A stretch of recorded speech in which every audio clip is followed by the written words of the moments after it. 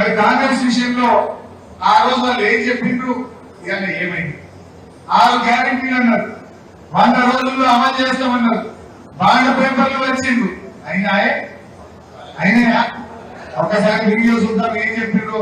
రుణమాఫీ వీడియో ఏం బాబు మంచిగా చూడండి, మీ ఫోన్లలో రికార్డ్ చేయండి, ఊళ్ళలో పోయి చూపిండు రుణమాఫీ. ఏమైనా ఇల్లు కూడా ఆగినాడా?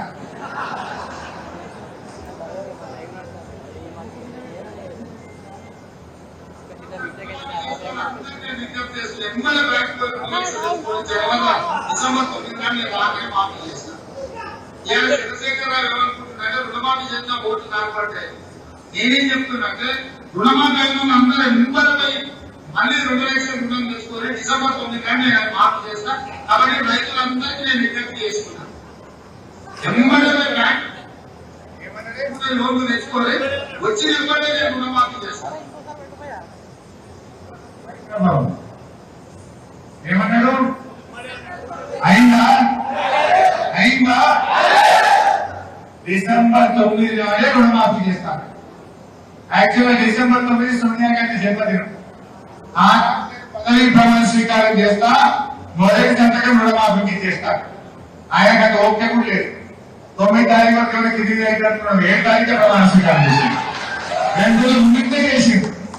కృషి మాత్రం 2 రోజులు ముంగెక్కిండు, రుణమాఫీ మాత్రం 3 రోజులు నేనే చెప్పాడు. మోసం చేసినట్టు కాదా? రుణమాఫీ ఎగబెట్టిందా లేదా? మీరు ఇలా పేపర్లు చూస్తుంటారు. నిన్న మన క్రాంతి ఎమ్మెల్యే గారు నాకు ఫోన్ చేస్తే నేను హైదరాబాద్ లో నిన్న ప్రెస్ మీట్ పెట్టాను. రేగోడు మండలంలో, మన మెదక్ జిల్లా రేగోడు మండలంలో ఏపీజీవీపీ బ్యాంక్ అధికారులు మీరు క్రాప్ లోన్లు కట్టరా అని నోటీసులు ఇచ్చింది, లీగల్ నోటీసులు ఇచ్చిండు, కోర్టుకు రమ్మంటున్నారు.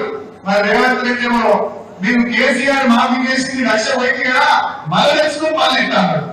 కానీ ఇప్పుడు ఏమైతుంది? కింద ఎక్కడ అంచుమందులు ఊళ్ళ తిరిగినట్టు మళ్ళీ ఇప్పుడు బ్యాంకులలో ఊళ్ళ మీద పడి అప్పులు కట్టమని అడుగుతా ఉన్నారు.